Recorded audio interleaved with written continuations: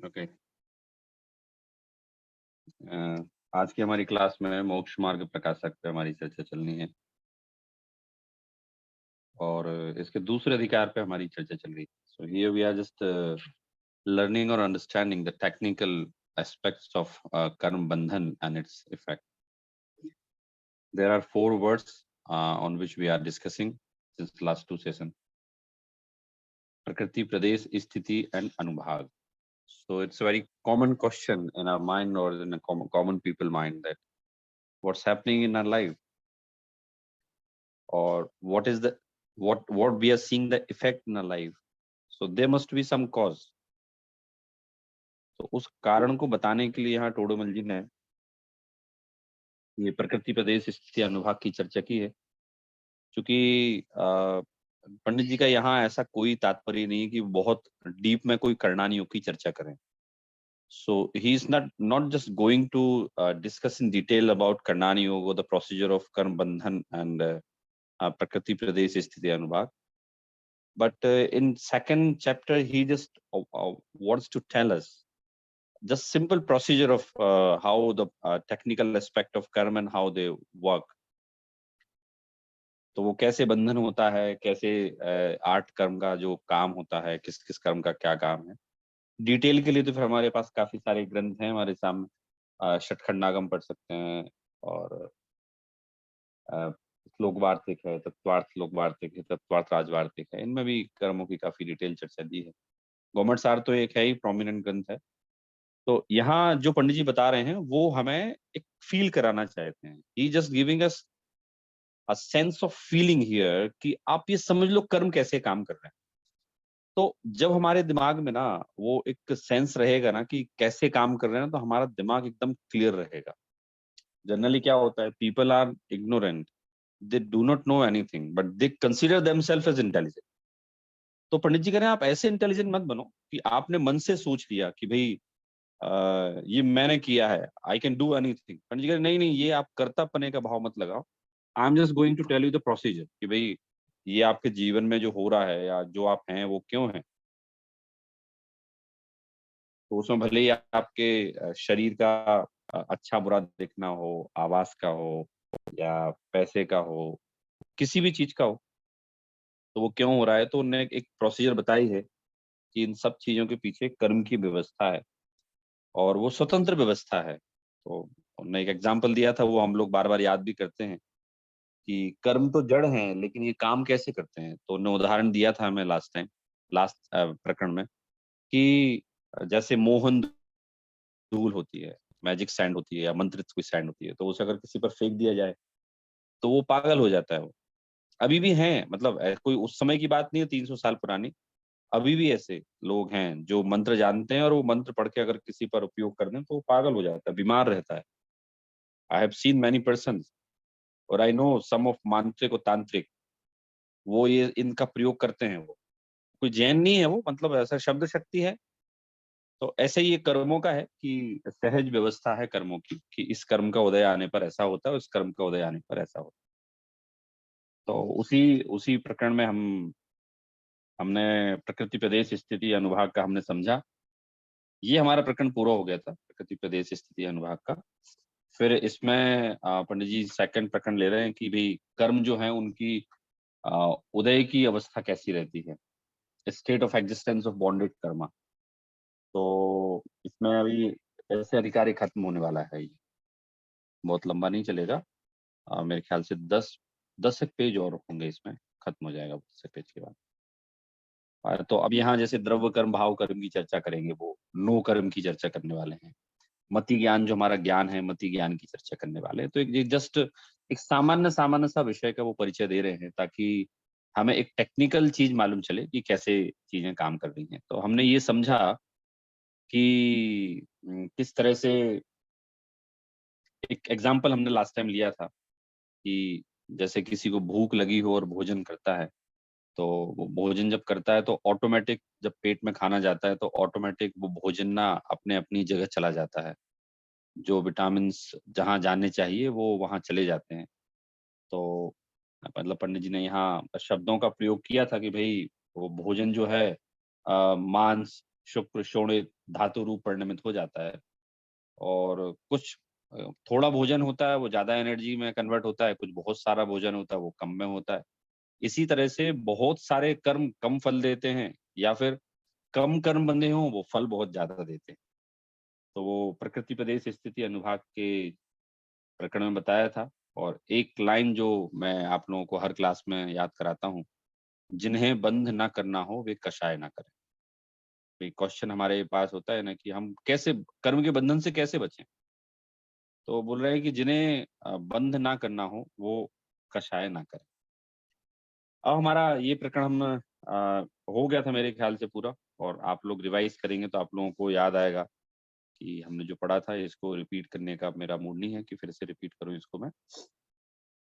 भोजन का एग्जाम्पल जो दिया था वो मेरे ख्याल से एकदम क्लियर था कि जैसे भोजन अपने-अपने परिणमित हो जाता है, उसी तरह से हमारे भावों का निमित्त पाकर कर्म अपने-अपने डिपार्टमेंट में चले जाते हैं, और फिर वो जब यथा समय आता है तो वो उदय में आता है। एक बात पक्की है कि हमारे जीवन में what's happening in our life, ये बिना किसी रीज़न के नहीं हो रहा है। There is a reason of bondage of karma, और जब उनका उदय आता है ना, तब वो हमारे जीवन में होता है। हम उठने से लेके सोने तक, कमाने से लेके लड़ने तक, अच्छे से बैठने तक, जो भी हमारे जीवन में है, वो सब कर्म की थियरी है।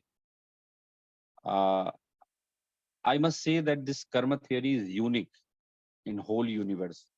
This Jain karma theory is unique. क्योंकि इस कर्म की थियरी को कोई नहीं मानता।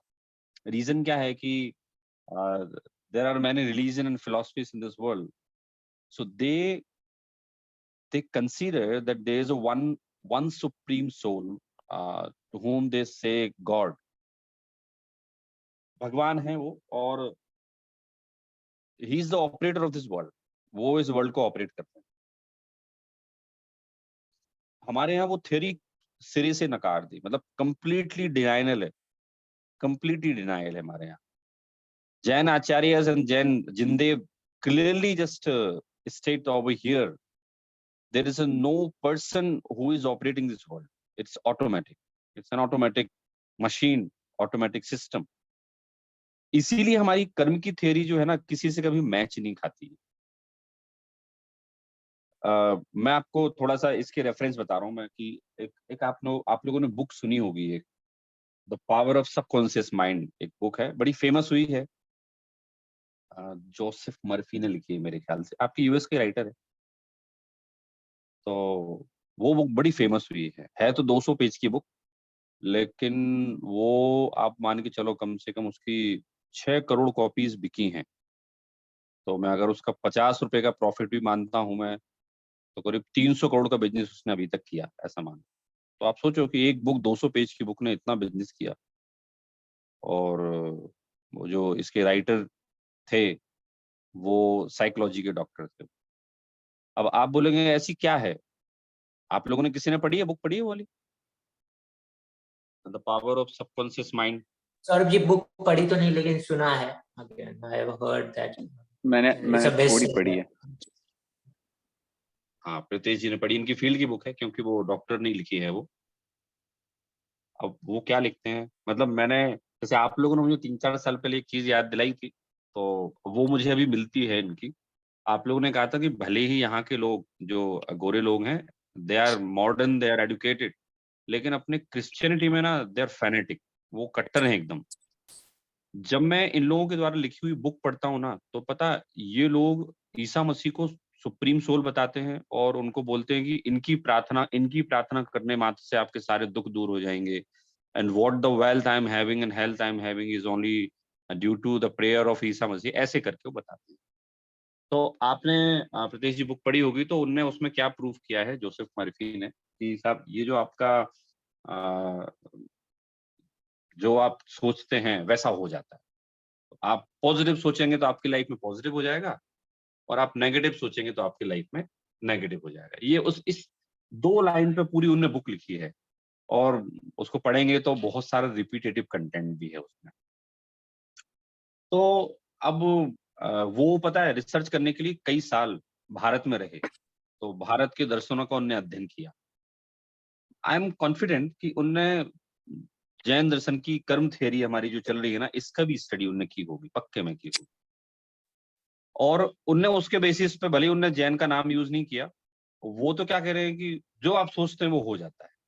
हमारी पता है कर्म की व्यवस्था क्या बोलती है, हमारी कर्म की व्यवस्था क्या बोलती है कि जैसे कर्म, पुण्य का उदय हमारे पास, ठीक है ना, तो पुण्य का उदय हमारे पास है। पुण्य का उदय तो समझ लो ऐसा है कि भाई पुण्य का उदय आ रहा है हमारा, तो वो तो आपसे बोलता है कि आप बोलो क्या चाहिए आपको।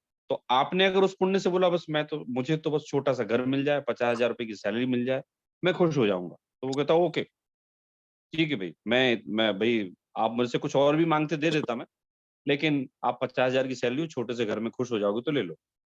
कोई कहता साहब मुझे बाहर जाना है, अरबों रुपए कमाना है, अगर उसके पास वो पुण्य है, मतलब उन्होंने उस बुक में कहा है कि बहुत सारे लोग इस पावर ऑफ सबकॉन्शियस माइंड में फेल भी हो जाते हैं। तो वो समझ लो आपकी भी, अगर किसी के पास वो कर्म के परमाणु ही नहीं है, तो वो तभी सोच ले पॉजिटिव, उससे होगा क्या। तो हमारी कर्म की थ्योरी क्या बोलती है कि साहब आपके पास पुण्य है, तो हमें ऐसा लगता है, many times we feel over confident, our sentences are over stated, ऐसा लगता है आई कैन डू एनीथिंग। लेकिन वो कर्म की थ्योरी क्या बोलती है कि आपका जब उदय होता है ना, तो आप जैसा सोचोगे वो मिलेगा, वैसा हो जाएगा। अब उनने उसमें क्या कह दिया कि साहब ये एक आपका सबकॉन्शियस माइंड होता है, आप जब पॉजिटिव सोचते हैं तो वो सोच आपकी सबकॉन्शियस माइंड में चली जाती है, फिर वो वैसी एक्टिविटीज होने लगती हैं। ऐसे करके उन्होंने उसमें प्रूफ किया, और वो पूरी दुनिया को बड़ी बहुत पसंद आई पूरी दुनिया को, और आज भी उसकी बहुत डिमांड रहती है, पावर ऑफ सबकॉन्शियस माइंड की। फिर एक रोंडा करके लेखक हुई है, लेडी है, तो उसने लिखी है द लॉ ऑफ अट्रैक्शन। उनने भी सेम ऐसा ही कुछ बनाया है कि आप जो सोचेंगे, जो मांगेंगे, वो फिर आपकी सोच ब्रह्मांड में जाएगी, वो ब्रह्मांड आपकी सारी चीजों को मिलाने में, पूरी करने में लग जाएगा। ये कर्मों का नाम भले ही नहीं ले रहे हैं, लेकिन ये कहीं ना कहीं जो फिलोसफी पढ़ रहे हैं, तो हमारी कर्म थियरी है। हमारी कर्म थियरी यही तो बोलते हैं कि अगर आपके पास पुण्य का उदय है देखो, इसमें पद्मनंदी पंचविंशति का मैंने बताया था। अक्सर जैसे कभी मैं आपसे ऐसा बोलूँ ना आप लोगों से कि पुण्य के उदय हो तो पैसा आ ही जाता है, तो आप लोगों के भी पहले स्टार्टिंग में नेचुरल क्वेश्चंस हुआ करते थे, तो सौरभ जी पुरुषार्थ नहीं करना पड़ेगा क्या? अब आप लोग नहीं करते क्योंकि आप लोग थ्योरी समझ गए हैं। लेकिन अभी भी मैं किसी नई क्लास में जब लेता हूँ ना, तो जब मैं बोलता हूँ कि पुण्य का उदय होगा तो पैसा आ जाएगा, तो पता है वो एकदम से अपोज करने में आते हैं सब लोग। तो मैं बोलता हूँ रुको रुको रुको, ये मेरा सेंटेंस नहीं है, it is not my statement. आप, मैं बता रहा हूँ मैंने कहाँ से रेफरेंस लिया है। आचार्य पद्मनंदी ने लिखा है, आपका पुण्य का उदय होने पर आप आलसी भी रहेंगे तो भी धन आएगा। अब इसमें लोग कैसे आएगा, आप तो अपुरुषार्थी होने की प्रेरणा दे रहे हैं। मैं बोलता नहीं, I am not demotivating you कि आप कुछ करें नहीं, मैं तो आपको ये बता रहा हूँ कि आचार्य ये कहना चाहते हैं कि अगर आपका पुण्य का उदय है, तो वो पुण्य का उदय तो फलीभूत तो होगा ही होगा, वो ये बोलना चाहते हैं। किसी को बैठ के पैसा आएगा और किसी को मेहनत करने से आएगा। तो मेहनत करने से आएगा ऐसा दिख रहा है कि साहब वो मेहनत करके आ रहा है, उसका भी उदय काम कर रहा है। जिसका बैठे बैठे आ रहा है उसका भी उदय काम कर रहा है। I know, I know many people, they are doing nothing but they are earning a lot. That since last 20 years, 25 years, 30 years, they're doing nothing since then. But they are earning a lot, surprising amount.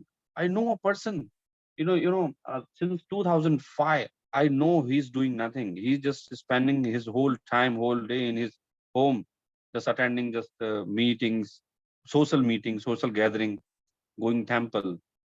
But today his net worth is 500. When he just gave up everything, it means stopped going office and doing his business, his net worth was only 25 crore. And now he's doing nothing. He's doing nothing. And his net worth is more than 400 and 500 crore. तो मैं किसी को बोलता हूँ कि भैया आप मेरी थ्योरी को झुटला दो। वो मैं तो बोल ही नहीं रहा हूँ, मैं तो आचार्य में लिखा देख लो आप। तो वो सारी जो वेस्टर्न वर्ल्ड की जितनी किताबें हैं, वो सारी की सारी पॉजिटिव मेंटल एटीट्यूड एक बुक है, वो लिखी है नेपोलियन हिल ने, वो बड़ी फेमस है, वो अभी तक बहुत बिकती है। एक एक सबसे ज्यादा बिकने वाली थिंक एंड ग्रो रिच करके है, वो नेपोलियन हिल की है। वो तो रिमार्केबल, उसकी 6 करोड़ कॉपी बिकी हैं। इसकी कम बिकी होगी, पावर ऑफ सबकॉन्शियस माइंड। मतलब वो 300 करोड़ रुपए की अर्निंग, 400 करोड़ की अर्निंग तो कर चुकी है वो। सब में कॉमन चीज़ें हैं, पता है? यही बोल रहे हैं। आप सोचेंगे और अमीर बनेंगे। अरे भाई, कर्म की थ्योरी है ये। अगर सोचने का 100% ऐसा मान लिया जाए कि if you think positively that I am going to be a millionaire, तो फिर तो दुनिया में कोई गरीब रहेगा ही नहीं। कुछ तो आपको फिक्स करना पड़ेगा ना। तो उनने उसमें कह दिया, नहीं, नहीं, आपने अच्छे से प्रेयर नहीं की होगी गॉड की। आपने अच्छे से पॉजिटिव माइंड नहीं रखा होगा, that's why you are not just earning money as much you must have. तो कह रहे हैं, भूल जाओ, आपको अभी कर्म की थ्योरी मालूम नहीं है, इसलिए आप ऐसी बात बोलते हैं। हमारी कर्म की थ्योरी क्या बोलती है कि अगर मेरी आत्मा में कर्मों की सत्ता है ना? कर्मों की सत्ता है अगर मेरी आत्मा में, तो वो उदय में आएगी। पुण्य का उदय है तो मैं कुछ करूँ तो भी वो उदय में आएगा, नहीं करूँ तो भी उदय में आएगा। जैसे मैंने बताया ना, there are many people, they are just doing lots of so much of work day and night, and their net worth is 500 crore. And I know a person who is doing nothing and his net worth also 500 crore. भाई, वो कुछ नहीं कर रहा है तो उनकी net worth इतनी है, और वो कुछ कर रहे हैं तो नेटवर्थ इतनी है। तो कह सौरभ रहे जी, हैं। बोलिए। एक एक सवाल था। अपने जैन धर्म में काफी सारे ऐसे स्टोरीज आते हैं जहाँ पे कि ऐसा कहा गया है, जैसे द्रौपदी थे, वो पिछले जन्म में उन्होंने नियानु किया था, इसकी वजह से उनको पांडव 5 पति मिले। तो नियानु, ये शब्द को मुझे नहीं पता हिंदी में क्या कहते हैं। मतलब कुछ सोचा कि मुझे ये चाहिए, तो आपके जो पुण्य कर्म है उसमें यूटिलाइज हो जाते हैं, उसमें बहुत कम मिलता है। मतलब आपके सपोज $100 के पुण्य थे, तो आपको $1 वर्थ के वैल्यू में मिल जाता है, बट जो जो आपने इच्छा करी वो मिल जाता है, but it comes at a huge cost. ऐसा मैंने सुना था। तो ये उस तरह से देखा जाए तो फिर वो कर्म थियरी का पार्ट ही हो जाता है, बट ये पार्ट बताना भूल जाते हैं वहां पे कि भाई आपको वो मिलेगा, बट उसके लिए आप प्राइस जो दोगे वो बहुत कई गुना प्राइस दोगे, और वो आपको पता भी नहीं चलेगा, उसके कॉन्सिक्वेंसेस बहुत खराब रहेंगे। नहीं, द्रौपदी के देखिए, एक तो द्रौपदी सती थी, कोई 5 पति नहीं थे उनके, वो अर्जुन उनके पति थे। अ, ये क्या हुआ, जो घटना आती है पुराण में लिखी है, पांडव पुराण में, कि जब द्रौपदी ने अर्जुन को माला पहनाई, है ना? तो माला टूट गई, तो टूट के बिखर गई, तो भाई पांचों पांडव खड़े थे। तो क्या होता है, कॉमन पीपल होते हैं, उनमें कोई दिमाग तो होता नहीं है, उनको तो यूजलेस बातें करना आती है, that's why they are common. तो किसी ने कहा, अरे साहब, ये तो पांचों के पास माला चली गई। तो किसी ने कह दिया होगा मस्ती में, अरे वो तो साहब पांचों का वरण हो गया। सीता, वो क्या बोलते हैं, जैसे सीता सती थी, ऐसी द्रौपदी भी महासती थी। अर्जुन को उनने वरा था, और वो अर्जुन की पत्नी थी। ऐसा संभव नहीं है किसी प्रकार से भी कि एक स्त्री के 5 पति हों और वो सती कहलाएं। तो वो अपवाद लगा था, मतलब कैसा, ऐसा लोगों ने फालतू की बात कही थी माला टूटने के कारण से। बाकी 5 पति नहीं थे उनके, और वो तो यूँ समझो, उनका ऐसा कोई उनने कुछ किया होगा तो किसी सही व्यक्ति पे कुछ उनने लांछन लगाया होगा। तो इन पे भी कुछ ऐसा था ही नहीं, लेकिन फिर भी लोगों ने ऐसे फालतू की बात बोल दी, और वो हमारे जैन दर्शन में हाइलाइटेड भी नहीं है। सीता जी की जरूर है कि सीता जी ने आरिका और मुनिराज को की अपवाद नगर में फैलाया था, और उसके परिणाम स्वरूप निर्दोष होते हुए भी उन पर आरोप लगे। बाकी द्रौपदी का ऐसा कोई हाईलाइट नहीं है। तो जो वैष्णव संस्कृति है ना, तो वैष्णव संस्कृति ऐसा बोलती है कि एक बार सीता ने मांगा था कि मुझे ऐसा पति मिले जिसमें घोड़े जैसी स्फूर्ति हो, जो संसार का महान गदाधारी हो, जो संसार का महान धनुर्धारी हो, जो जल से शीतल हो, ऐसा स्वभाव हो। तो वो उनकी वैष्णव संस्कृति में है कि साहब, एक पुरुष में इतनी चीजें नहीं पाई जा सकती। तो ये तुमने चूंकि भगवान से मांगा था ना कि भाई इतने 5 उत्कृष्ट गुण मिले, तो एक व्यक्ति में नहीं पाई जा सकती, तो बोले तुमने तो मेरे से मांगा था साहब, तो मैंने फिर तुम्हें 5 रूपों में ये दिए हैं। ऐसी उनकी स्टोरी है। आप पढ़ेंगे तो वो यही सेम है, मतलब मैंने महाभारत में देखा था, तो उसमें उनकी स्टोरी वही है। बाकी हमारे यहाँ ऐसी स्टोरी नहीं है, और हमारे यहाँ तो बड़ा नीट एंड क्लीन है। सती का कंसेप्ट यही है, पति के अलावा संसार के समस्त पुरुषों को पर पुरुष मानने का जिसका भाव रहे, वो सती कहलाती है। तो वो द्रौपदी सती थी, अर्जुन की पत्नी थी। तो वो मतलब जो आपने बोला ना कि उनने मांगा था, तो वो वैष्णव में था, वो हमारे यहाँ नहीं है वो। और दूसरा अपन ने कहा कि कोई मांगता है तो ठीक है ना, वो अगर उस जाति के पुण्य के परमाणु हैं तो वो अच्छा मांगे या बुरा मांगे, वो अच्छा मांगे या बुरा मांगे, वो पूरा होगा। अब ये एक अलग कंसेप्ट है कि वो काम होगा लेकिन देखे क्या जाएगा। For example, previous classes we discuss a lot about this topic, कि जैसे एक एक स्मगलर भी चाहता है कि साहब मुझे पुलिस ना रोके, और वो सोचता है आज पुलिस ना रोके मेरा माल स्मगल हो जाए, गलत काम कर रहा है ना वो। और इधर हम भी चाहते हैं कि मेरी संडे की क्लास ना छूटे, मंदिर चला जाऊं, स्वाध्याय कर लूं। हमारे पुण्य, आपके पुण्य के उदय ने संडे की क्लास नहीं छुड़वाई, स्वाध्याय करा दिया, और उसके उदय ने समझ लो वो पुलिस वालों ने नहीं रोका, उसका माल चला गया। लेकिन उसके रिटर्न में क्या आया? हमारा पुण्य का उदय खर्च हुआ, परंतु रिटर्न में हमें उससे कई गुना ज्यादा मिला। और वहां उसका खर्च हुआ उदय, समझ लो पुण्य का उदय, साता का उदय, लेकिन रिटर्न में उसको ना कई गुना पाप लौट के आया। तो ये तो मैंने आप लोगों को बात इसलिए बताई क्योंकि अभी हमारी जो बात चलने वाली है ना, the state of existence of bonded कर्म एंड द्रव्य कर्म एंड भाव कर्म, तो वो मुझे प्रकरण याद आया कि there are many writers, western writer, और वो ऐसा बोलते हैं कि साहब आप जो पॉजिटिव थिंकिंग है, सबकॉन्शियस माइंड है, थिंक एंड ग्रो रिच है, तो वो ऐसा बोलते हैं कि साहब आप जो सोचते हैं वो हो जाता है। तो हम कहते हैं हाँ हाँ हो जाता है ना, पुण्य का उदय है तो जो सोचोगे वही होगा। जब तक तेरे पुण्य का बीता नहीं कराल, कर ले चाहे 100 अवगुण, सब है तुझको माफ। जब तक तुम्हारे पुण्य का उदय नहीं बीता ना, तब तक तो कुछ भी कर लो। उसमें रामायण में, अपने जैन रामायण में बोल रहा हूँ मैं, जैन रामायण में आखिरी का सीन बताया कि साहब अब फाइनल युद्ध हो रहा था रावण का और इनका, राम का। तो एक रात पहले द्रौपदी को स्वप्न दिखा कि आसमान में कौवे उड़ रहे हैं, और द्रौपदी नहीं, उनकी मंदोदरी वाइफ थी ना उनकी, रावण की, तो और उनकी साड़ी फटी हुई है, और ऐसे सपना देखा। तो उनने रावण को बोला सुबह, महाराज मैंने रात को बड़े अशुभ स्वप्न देखे हैं और आप युद्ध लड़ने मत जाइए। अरे कुछ नहीं होता स्वप्न में, अपने बोले बस आज तो फाइनल है युद्ध, आज तो मैं सुधर अपना चक्र चला दूंगा, बोले सबको खत्म कर दूंगा आज, बोले और मुझे तो एक रिद्धि सिद्ध हो गई, बोले बहुरूपणी विद्या। खूब समझाया, रावण नहीं माने। अब रावण ने अपने आप को देखा कि साहब अब तो अपन कोई उपाय बचा नहीं है, तो इनके पास एक जो चक्र होता है, प्रति नारायण के पास जो चक्र होता है ना, तो वो एक चक्र देवों के द्वारा दिया गया होता है। इनने कहा साहब कोई रास्ता नहीं बचा, अब तो साहब ये आखिरी हथियार है हमारे पास, और अचूक है, अभेद्य है, इसका पूरी दुनिया में कोई तोड़ नहीं है। और उन्होंने लक्ष्मण पर वो चक्र फेंका।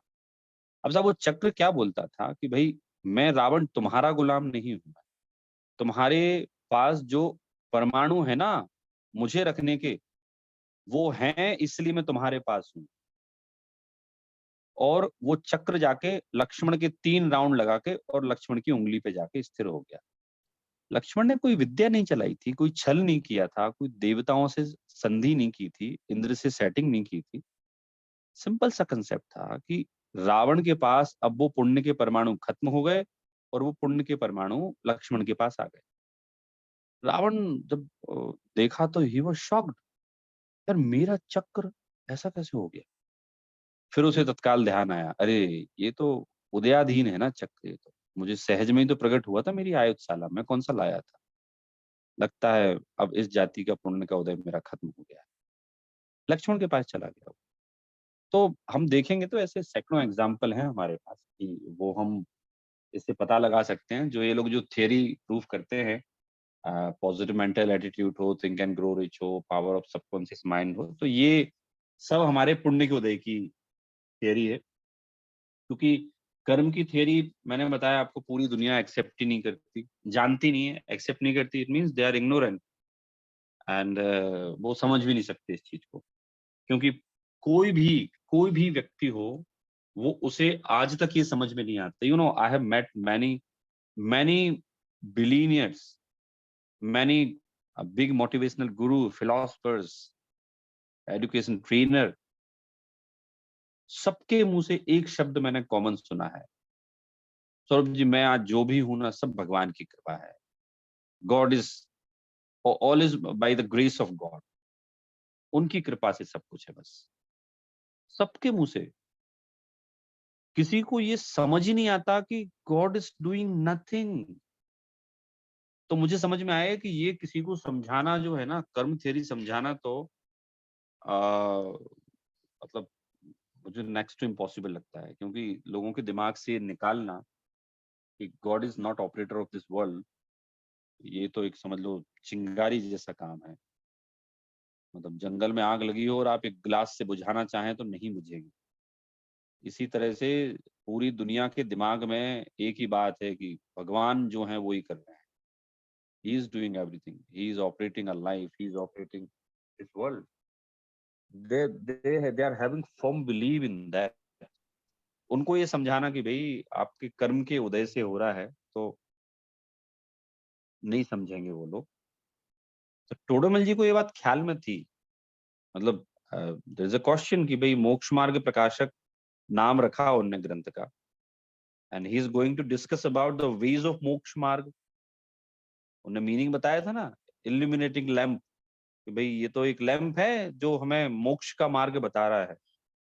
तो why he has just taken this subject theory of Karma. उनको भी पता था कि भैया आप कर्म की थियरी मानेंगे तो आगे बढ़ो आप। अगर आपने ये माना कि आपका जीवन तो भगवान चला रहे हैं, तो मत, आप आगे बढ़ने ही मत। You are not suppose to going on the moksha marg, नहीं जा सकते आप। तो इसीलिए ये दूसरा अधिकार हमें बहुत इंपॉर्टेंट हो जाता है कि अगर हमें कर्म की थ्योरी समझ में आ गई, तो मैं ये नहीं बोलता कि भाई इन लोगों ने जो बुक लिखी है पॉजिटिव मेंटल एटीट्यूड हो, थिंक एंड ग्रो रिच हो, वो मैं तो बोलता हूँ ठीक है ना, लोगों को समझ में आई भाई अपना दिमाग पॉजिटिव रखना चाहिए।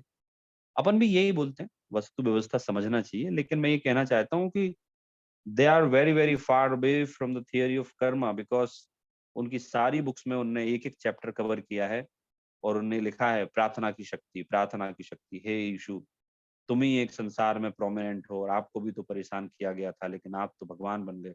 ऐसे करके उन्होंने उसमें पूरा वर्णन किया है। जनागम में हमारा ऐसा कुछ भी वर्णन नहीं है कि आप भगवान के पास जाएंगे तो आपके दुख दूर हो जाएंगे। वो दूर कर देंगे, हो जाएंगे ऑटोमेटिक। वो भी कर्म का उदय समझ लो आप। मतलब आप भगवान के पास जा रहे हैं, वो दुख दूर हो रहे हैं, doesn't mean he is doing anything.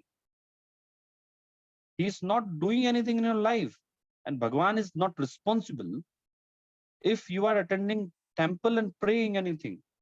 Automatically shubh karma will attract and will be bonded with your atma, and the uday of that those karmas definitely will give you some good fruits.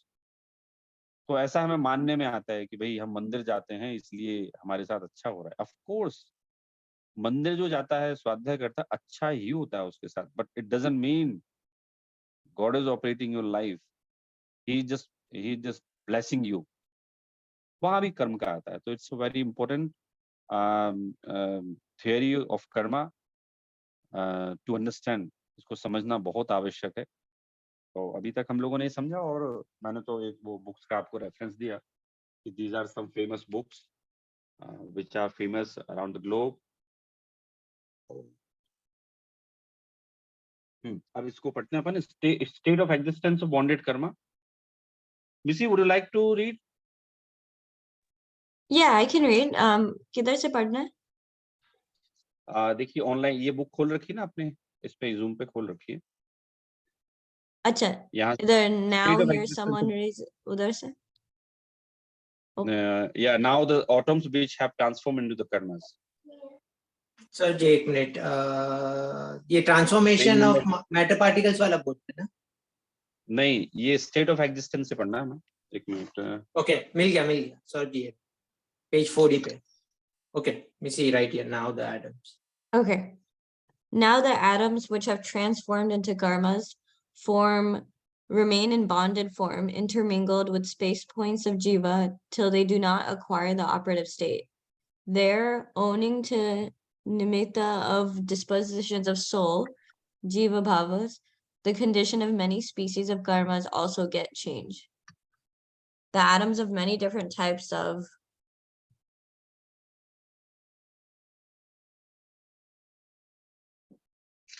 species of karmas get transformed into atoms of other types of species of karmas. And many species of karmas which were bonded for a longer duration with intense fruition become scant by getting decreased, and many other species of karmas bonded for lesser duration with the potency of feeble fruition become more by getting increased. Thus, even the condition of atoms bonded in the past changed due to nimitta of Jiv Bhav. And if nimitta is absent, then there's no change, but they remain as they were. In this way, the bonded karmas remain in existence. Okay हाँ, अब देखिए यहाँ जो बात बता रहे हैं कि कर्मों की उदय रूप अवस्था बोलते हैं इसको, the state of existence of bonded Karma, कि जो बंधे हुए कर्म है उनकी जो अवस्था है वो कैसी है. Now the atoms which have transformed into the karmas from remain in bonded, from intermingle with the space point of जीव till they do not acquire the operative state. यहाँ क्लियर करें कि हमारे आत्मा के साथ कर्म बंध जाते हैं, है ना. मतलब बड़ा सिंपल सा सिस्टम है. I am just going to explain you. बहुत सिंपल सा सिस्टम है. Just you just deposited amount in bank, ठीक है, तो वो अमाउंट आपका ही रहेगा ऑलवेज. आप बैंक का अकाउंट देखें या ना देखें, बट वो अमाउंट आपका ही रहेगा जब तक कि आप उसे यूटिलाइज ना करें. कहीं नहीं जाएगा, कोई और उसको यूज नहीं कर सकता, सरकार नहीं ले सकती, रिश्तेदार नहीं ले सकते. You will have to utilize that fund by yourself and that will work for you only. ऐसी कर्मों का है, हम अपने भावों से जिन कर्मों को बांधते हैं ना, वो कर्म बंध जाते हैं हमारे साथ, और फिर उदय आने पर ही वो अपने काम करते हैं. हम जैसे यूजुअली हम ऐसा सेंटेंस यूज करते हैं कि पता नहीं मैंने ऐसा कौन सा काम किया था कि जिसके कारण मैंने ऐसा पूर्व भव में ऐसा कौन सा काम किया था जिसके कारण से मेरे साथ ऐसा हो रहा है. पूर्व भव इट डजंट मीन कि एकदम लास्ट, मतलब जो अपना प्रीवियस जो था ना वो नहीं, लास्ट में अपनी प्रीवियस नहीं, बांधा होगा किसी में आपने, because your soul is eternal.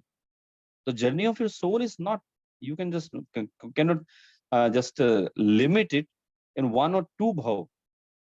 तो पता नहीं कब आपने कर्म बांधा और कौन सा कर्म आपके उदय में आया, बट ये पक्की बात है कि once you have deposited Karma in the bank of your soul, ये रहेंगे आपकी आत्मा में.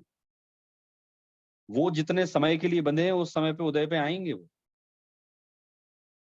जब नहीं आएंगे तब इनएक्टिव अवस्था में पड़े रहेंगे वो, लेकिन जब उदय में आएंगे तो वो आएंगे, फल देंगे वो आप. तो उदय काल आने पे वो अपना कार्य बनता है, और मतलब ऐसा सहज व्यवस्था है. I am again clarifying you, ये जो व्यवस्था है ना, it's an automatic. No one there, we can not say that there is a one manager who is managing all these व्यवस्था. ऑटोमेटिक है. लास्ट हमने भोजन का एग्जांपल मैंने अभी दिया था ना आपको कि भाई सहज में चला भोजन जाता है तो अपने आप सहज में ही कन्वर्ट हो जाता है. वो हमें पता ही नहीं चलता हमारा कौन सा भोजन कहाँ कहाँ कन्वर्ट हो गया, लेकिन हो रहा है ना वो. ऐसे यहाँ कह रहे हैं कि भाई ये जो कर्म जो बंधता है वो अपने समय आने पर फल देता है. सहज सहज व्यवस्था है.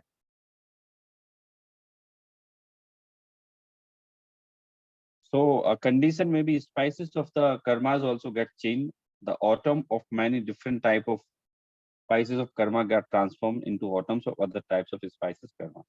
And many spices of karma which were bonded for longer duration with intense fruition become scant by getting decreased, and many other spices of karma or karma bonded for lesser duration with the potency feeble fruition become more by getting increased. Thus even the condition of autumn bonded in the past change due to the nimitt of jeev bhav, and if the nimitt is absent then there is no change but they remain as they were. तो यहाँ कहा कि भाई वो बहुत simple सा, मैं आपको इसको सरलता से समझाता हूं मैं, कि बहुत सारे कर्म के जो परमाणु होते हैं ना, बंधते बहुत समय में हैं, लेकिन एक समय में उदय में आ जाते हैं। बहुत सी बार कुछ परमाणु ऐसे होते हैं जो बंधते एक समय में हैं, लेकिन उदय में बहुत बहुत समय तक आते रहते हैं। आई am just going you an example. इनके अंजना, सती अंजना की कहानी आप लोगों ने पढ़ी होगी। It's a very famous story. मैं आपको ब्रीफ में बताता हूँ, फिर यहाँ अप्लाई करेंगे हम उसको कि पवन थे, पवन राजकुमार थे, समझ लो सेठ जी के लड़के थे। तो उनको ना अंजना जो थी, Anjana she was quite beautiful, बहुत ज्यादा सुंदर और बहुत ज्यादा गुणवान। तो इनने कहा अपने पिताजी से कि पिताजी वो अंजना एक राजकुमारी है, तो उससे शादी करनी है। तो बोले हाँ कोई दिक्कत नहीं है, अपन ऑफर लेके जाते हैं, तो वहाँ हवेली है, अपन सब लोग रुकेंगे, ठीक है। अब वो जो पवन थे इतने इतने अट्रैक्ट हुए उससे, इनकी सगाई हो चुकी जबकि, है ना, हो चुकी या होनी थी, ऐसा ही कुछ था। तो इनने अपने दोस्त से कहा कि भैया मेरे को तो उसको देखना है। मतलब रात्रि का समय बताया उसमें कि साहब थोड़ी रात्रि के समय थी, अंजना तैयार हो रही थी अपनी सखियों के साथ। तो इनने अपने विद्याधर था दोस्त उनका, तो इनको उड़ा के ले गया वो खिड़की के वहां। तो वो बात कर रही थी अपनी सखियों से कि भाई वो और राजकुमार थे, तुमने इनको ही क्यों पसंद किया, इनमें तो ये गुण नहीं है। मतलब वो छेड़ रही थी उनको। तो अब भाई भारतीय नारी, तो वो तो थोड़ी शर्म में चुप रहेगी ना। तो इनको इनको क्या लगा पवन को कि भाई जब वो कह रही थी दूसरे राजकुमार इतने गुणवान थे और पवन तो है ही नहीं, तुमने उनको क्यों पसंद किया, तो इसने अपोज क्यों नहीं किया। इट मीन्स इसके मन में कोई और है। अब ये तो उसने मन से सोचा ना, एक्चुअल तो ऐसा है ही नहीं। अब मन से सोचा यूं समझ लो कि भाई अब जो अंजना का उदय खराब है, इसलिए ऐसा मीनिंग दिया। बात बहुत छोटी सी है कि अगर अंजना की, पहले तो तुम झांकने क्यों गए भाई, ये तो कोई शिष्टाचार होता नहीं है। तुम मिल लेना भाई, शादी की बात तो मिलना ही है, देखना ही है, लेकिन तुम झांकने गए। और झांकने गए तो तुमने किसी की सहेलियों की प्राइवेट बातें सुनी तुमने, और फिर तुमने अपना मीनिंग लगा लिया उससे। अब सब शादी तो टूट नहीं सकती थी, क्योंकि पहले तो कमिटमेंट हो गया, मतलब हो गया, शादी हो गई। तो मतलब उसमें ऐसा शब्द आया है कि भाई पवन ने अंजना को देखा तक नहीं, देखा तक नहीं। कब तक नहीं देखा? 6 महीने, 1 साल, नहीं देखा ही नहीं। देखा नहीं मतलब वो एक दूसरे के, वो पवन अंजना को अपने कांटेक्ट में किसी रूप में भी नहीं लाए, ना मन से ना तन से, किसी कांटेक्ट में बात ही नहीं करते थे वो। अब इतनी सुंदर अंजना, ऐसा आया शब्द प्रयोग किया कि सब सूख के कांटा हो गई। अब आजकल जैसा जमाना थोड़ी है कि अरे आप तुम मेरे पे ध्यान नहीं दे रहे हो और डिवोर्स, तुम अपना रास्ता मैं अपना रास्ता, तुम मेरे से बात ही नहीं कर रहे हो, तुम्हें मतलब ही नहीं है। भाई सतियों का जमाना था, है ना भाई। भारतीय नारी तो एक बार जिससे बंध गई फिर मरण पर्यंत तक उसके साथ ही रहती है। साहब उसे समझ ही नहीं आया, वो बार बार पूछे कि साहब मेरे से गलती क्या हुई, ये तो बता दो आप मेरे को, मैंने क्या कर दिया, आपने तो आते ही साथ मुझसे बात नहीं करी, देखा नहीं, मुझसे गलती क्या हुई। 20 साल, 20 साल जैसा लंबा काल। कोई कहे कि साहब फिर अंजना के पापा लड़ने नहीं आए थे पवन से? नहीं, पहले बड़ा सिंपल सा कंसेप्ट था, भाई शादी हो गई, अब उसका पति सब कुछ है उसका, ध्यान भाई सब रहा ये। अब पवन पवन भी इतने बुद्धिमान थे, इतने वीर थे, उनको भी इतनी सी बात समझ में नहीं आई, भाई उसने किया क्या है। 20 साल तक भयानक सजा दी उसको। फिर और आगे की कहानी आप लोगों को पता है, सिंपल सी है कि एक युद्ध पे लड़ने गए पवन, और बीच में रुकना था।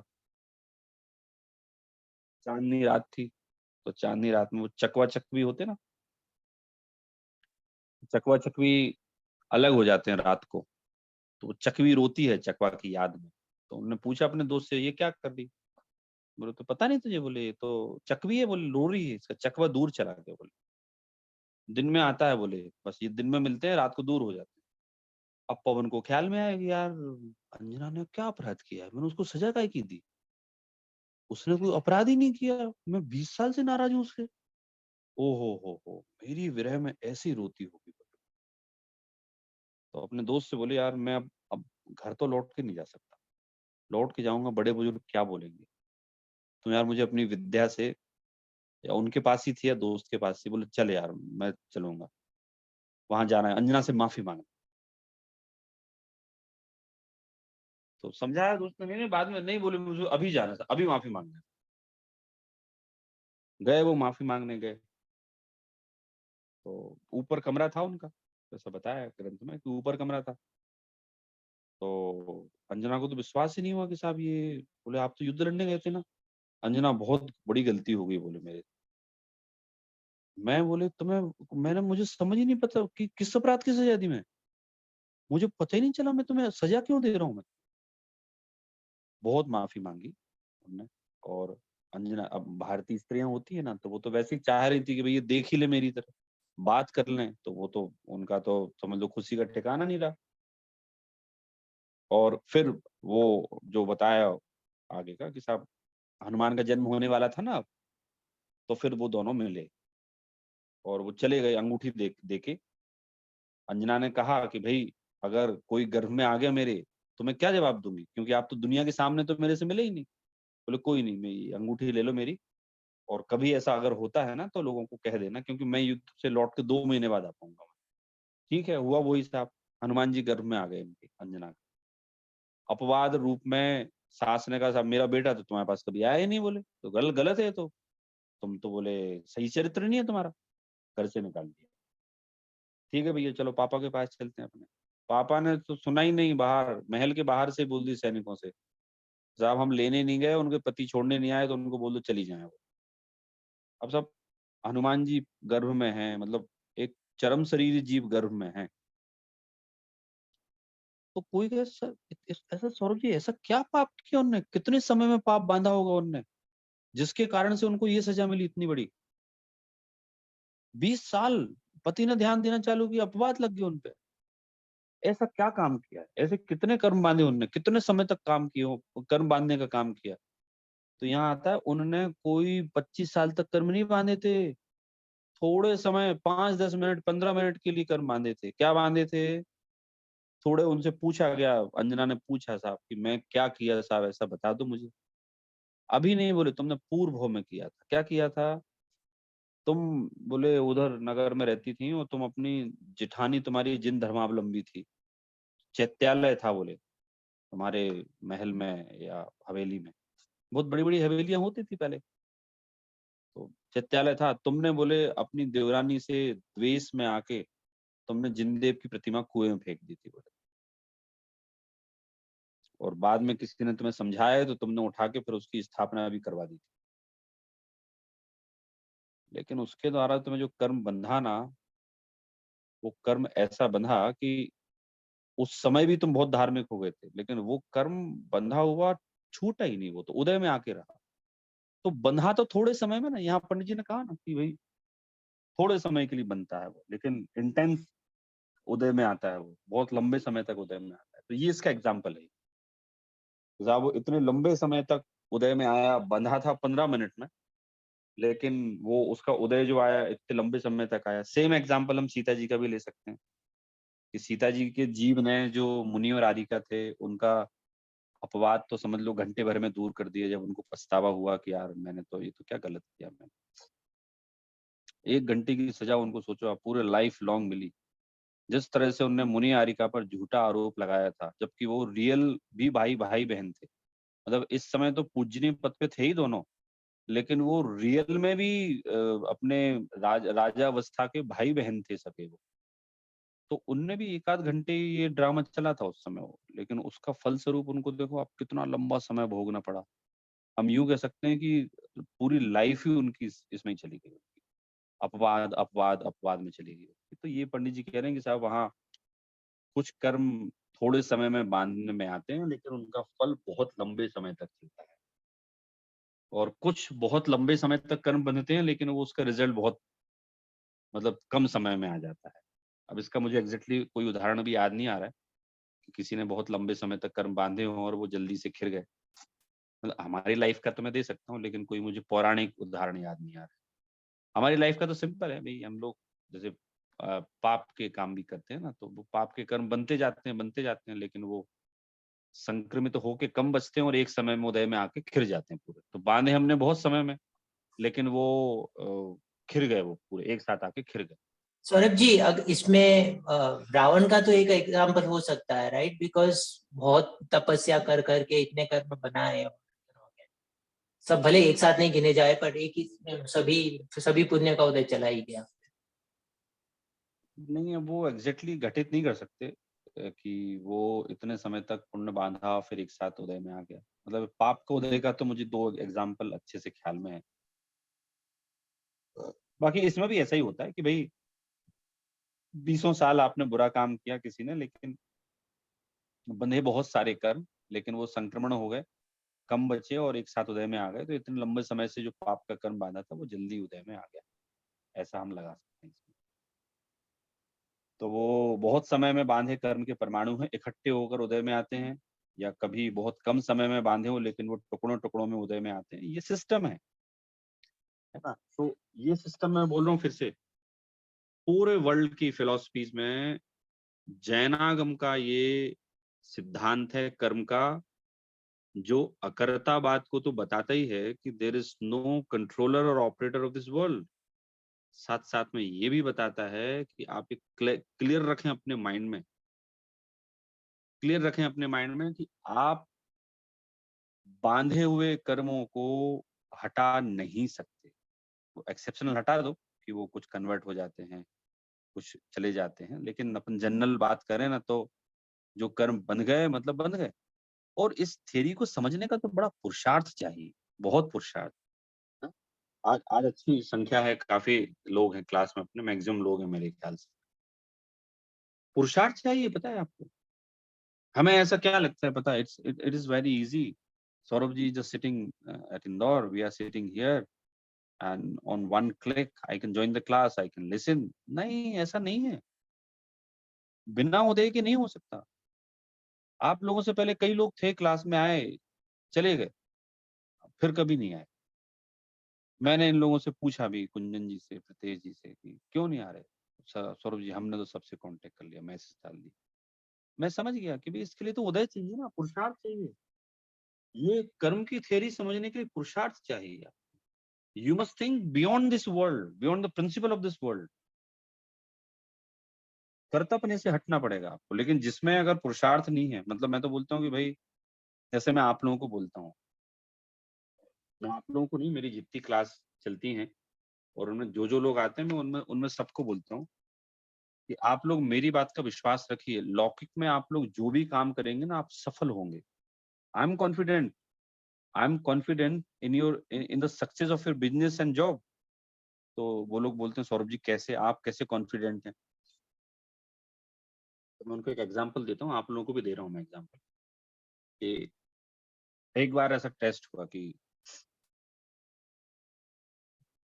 3 लोग थे, समझ लो ABC, ऐसा मान लो ABC 3 लोग हैं, और कोई कंपनी को साहब रिक्रूटमेंट करना है। तो उस कंपनी ने कहा कि साहब ये हमारे स्पेशल रिक्रूटर हैं और इनकी एक अलग स्टाइल होती है रिक्रूट करने की। तो ये फिर आप लोग अपने रिज्यूम दो, ये आपको कुछ टास्क देंगे या वैसे जो भी देंगे, आपको बताएंगे कि आपको लिया कि नहीं लिया।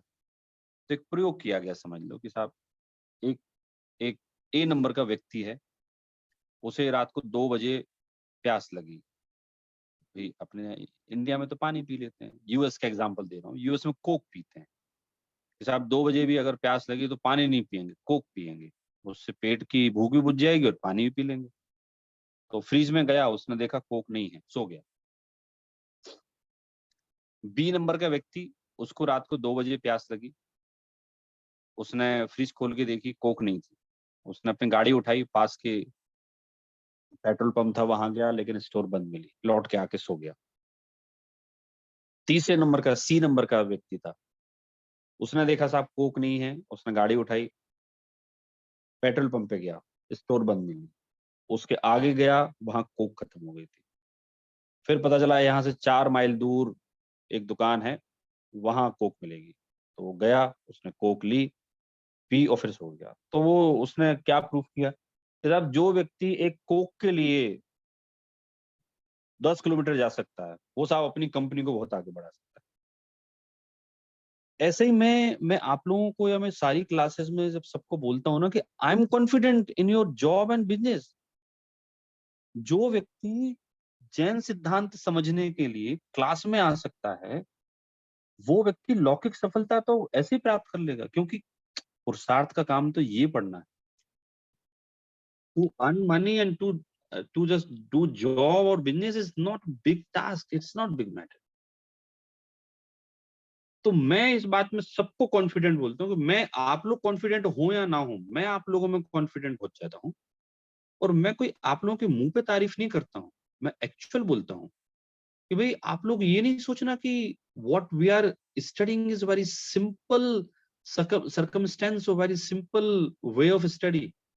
ये तो बड़ा समझ लो अनोखा काम है। ये तो पहली बात तो अकर्तापने को समझकर कर्म की थ्योरी समझना मुश्किल काम है, और फिर क्लास को ज्वाइन करने का पुरुषार्थ, पुण्य का उदय। तो I am confident in your लौकिक सफलता, आप लोग भी रहिए। और मैंने लॉजिक भी बता दिया कि क्यों मैं कॉन्फिडेंट हूँ। केवल लौकिक नहीं बोलता हूँ, मैं तो बोलता हूँ कि जो जैन दर्शन पढ़ने की दम रखता है ना, वो घर को भी अच्छे से मैनेज कर लेगा, क्लाइंट को भी कर लेगा, बॉडी को भी कर लेगा, ऑफिस को भी कर लेगा। अब वो तो परफेक्शन 100% परफेक्शन की उम्मीद आप मत कीजिए अपने आप से, नहीं तो फिर डिप्रेशन में आ जाएंगे। लेकिन मैं जानता हूँ कि जो पुरुषार्थ करता है जिनागम पढ़ने का, वो कहीं भी पुरुषार्थ कर सकता है। तो आप लोग कॉन्फिडेंट हैं, मैं कॉन्फिडेंट हूँ आप लोगों की लौकिक सफलता में। आप लोग हैं कॉन्फिडेंट? रोहन जी?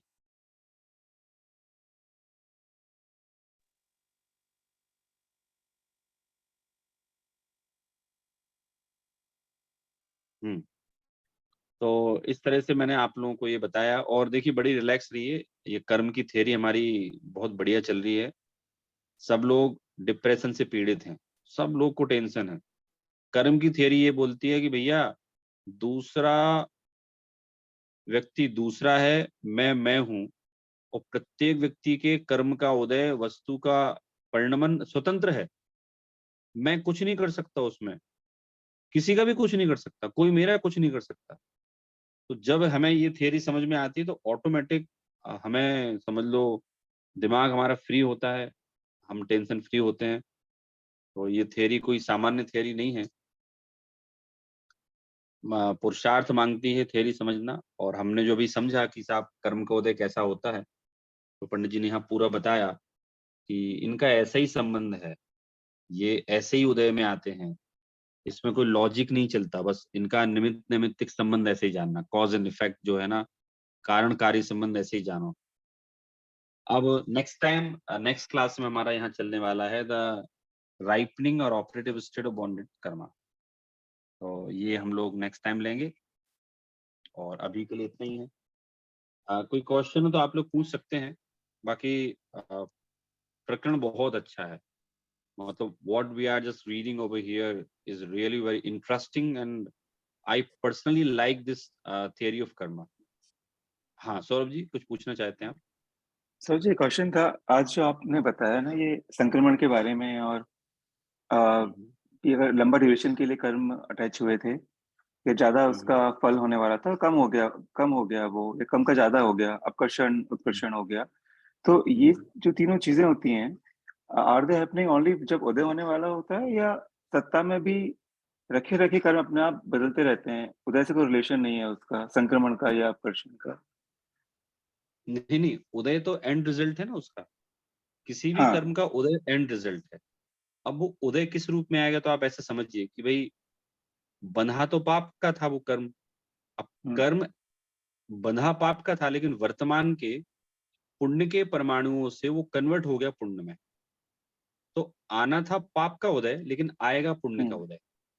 इसका उल्टा भी मान लीजिए आप, आना था पुण्य का उदय और आया पाप का उदय। सरोज तो जी, उदय की ये जस्ट पहले ही होता है या कभी भी हो सकता है? ऐसा पूछ रहा था मैं कि ये जो अपकर्षण है या संक्रमण है, अब ये कभी भी हो सकता है? हाँ। हाँ, मैं I am not quite sure कि उदय के एग्जाम पहले हो सकता है, वो मुझे देखना पड़ेगा कि एग्जैक्टली पहले ही होता है कि कभी भी हो जाता है वो मुझे हाँ देखना हाँ पड़ेगा। ठीक है सर जी, मुझे ऐसा ऐसा ऐसा लगा पढ़ के अभी आज ये कि हम सत्ता की बात कर रहे हैं। ये जो पैराग्राफ था सत्ता के बारे में था, उदय का तो नेक्स्ट टाइम आने वाला है। तो अगर सत्ता में ही हो रहा है तो फिर कभी भी हो सकता है, मतलब अभी उदय नहीं है इमीडिएटली। सत्ता तो उदय में आने के पहले दो समय पहले भी तो अपन कर्मों की सत्ता ही बोलेंगे ना उसको। हाँ हाँ हाँ मतलब जी 200 सौरभ साल पहले भी सत्ता बोलेंगे और दो समय पहले भी अपन वही बोलेंगे। Right right. जी सौरभ जी, मैंने इस पे थोड़ा पढ़ा था एक्चुअली। हाँ हाँ इसका बताइए आप। सत्ता में पूरा परिवर्तन होता है और सत्ता कभी भी हो सकता है, उत्कर्षण अपकर्षण।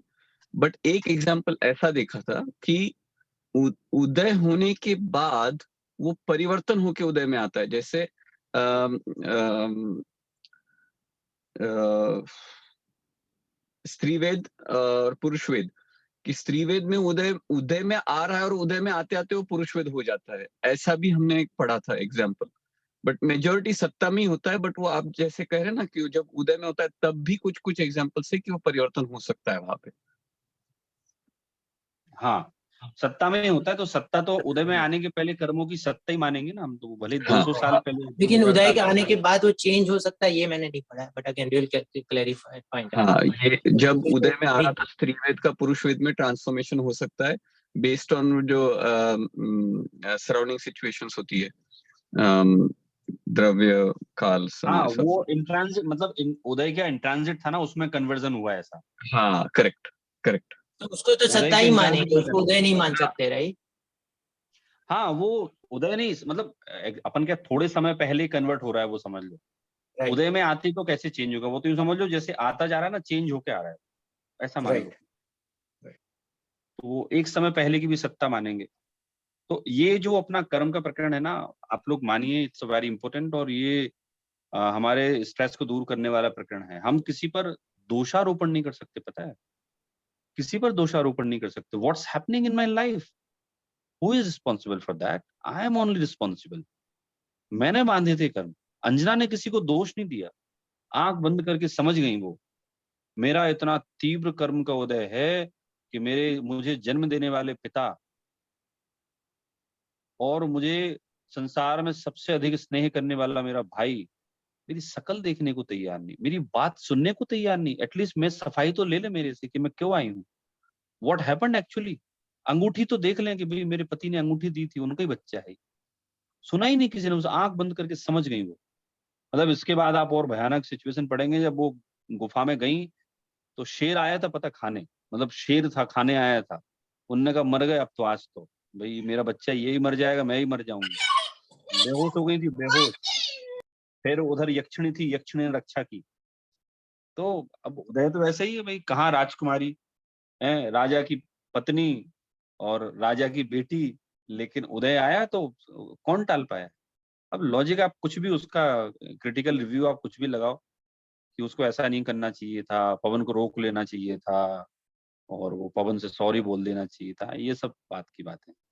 बाकी हम ऐसे देखें तो उदय था, तो जो कर्म बांधता है वो कर्म वैसे ही रहता है। इसलिए अंजना ने द्वेष नहीं किया किसी से। क्यों द्वेष क्यों करना? सीता जी ने भी नहीं किया, पढ़िए पुराण को। सीता जी बहुत वो समझ गई, भाई मेरा इतना तीव्र कर्म का उदय है कि मुझे प्राणों से अधिक प्यार करने वाले मेरे पति ने मुझे जंगल में छोड़ दिया। ये तो सामान्य स्त्री के साथ कोई नहीं करता ऐसा। कि साहब जब उसके गर्भ धारण कर रखा हो उसने, और जबकि वो गर्भ उन्हीं का है, जो मुझे जंगल में भेज रहे हैं उनका ही गर्भ है, तो भी मुझे जंगल में भेज दिया। आखिरकार आंख बंद करके सोचना पड़ा, निश्चित रूप से मैंने पूर्व भाव में कोई ऐसा कर्म बांधा जो उदय में आकर ही रह रहा है, गलती उनकी है ही नहीं। अब मेरे उदय ने उनकी बुद्धि पलट दी। आप सोचिए, आप स्ट्रेस फ्री, आजकल की तो नहीं, महिला होती तो I will see you on you, मैं केस कर दूंगी। तो इसीलिए हम लोग सीता जी को, अंजना को, या हमारी जो सतियां हैं, इनको हम इतने हजारों साल के बाद भी एक आदर्श मानवी के रूप में हम देखते हैं। तो उसके पीछे उनकी कर्म की थ्योरी की क्लियर समझ थी, और हम लोग भी अपना जीवन ऐसा बना सकते हैं भाई कि अ, बंध गए कर्म, उदय में आ रहे हैं तो क्या करें बोलो। तो इस तरह से एक स्ट्रेस फ्री सेशन चल रहा है हमारा, मतलब स्ट्रेस मैनेजमेंट की सेशन चल रहा है। तो चलिए अभी हम लोग क्लास एंड करते हैं। सर क्लियर है मैं मिशी जी, समझ में आया आपको? मिशी जी क्लियर है? मैं पूरी इंग्लिश में लूं अगर आप बोले तो अगली बार से? मैं मिक्स करके चलता हूं, मैं इंग्लिश एंड हिंदी। हाँ, क्लियर है। थोड़ा ज्यादा इंग्लिश हो सकता है तो हेल्पफुल रहेगा, बट अदरवाइज लाइक मोर और लेस समझ में आ रहा है। Okay okay good. Yeah, Mishi, thank you, also, Saurabh ji. whenever you feel that there is again some word you didn't understand, just raise your hand and let us know. So we'll stop there and Yeah, you clarify. can ask Mishi. You can ask. Correct. You know there are some words which are just I'm unable to translate in English. It means वो Yeah. करे जा सकते हैं, बाकी I am unable to make you understand. Right. No, definitely will do. Thank you, Saurabh ji. Okay good. चलिए आज बहुत दिनों बाद हमारी अच्छी संख्या है और कुछ नए अगस्त्यान कुछ एक आईडी दिख रही है मेरे को। So you are new one? नहीं सर जी, वो तो प्रीति जी लग रही। हाँ मैं प्रीति हूँ। हाँ धन्यवाद। ओके प्रीति जी भी बहुत समय बाद आई हैं। ओके हाँ वेलकम बैक प्रीति जी। और प्रियंका जी हैं, ये तो लब्धि तो ठीक है। Okay good. चलिए हम लोग लेते हैं अपनी जनवाणी स्तुति। निज निधि निज में बताई, यह अनंत उपकार है, इसके लिए जिन वाणी माँ को वंदना सत बार है, वंदना सत बार है। जय जिनेंद्र सभी को। Thank you Saurabh ji. जय Jinendra, thank you Saurabh ji. Jai Jinendra, thank you. जय धन्यवाद। आज बहुत बहुत अच्छा सेशन था। Thank you Saurabh ji.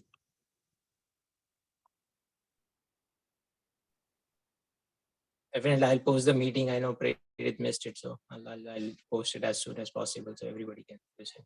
Bye everyone. Jai Jinendra.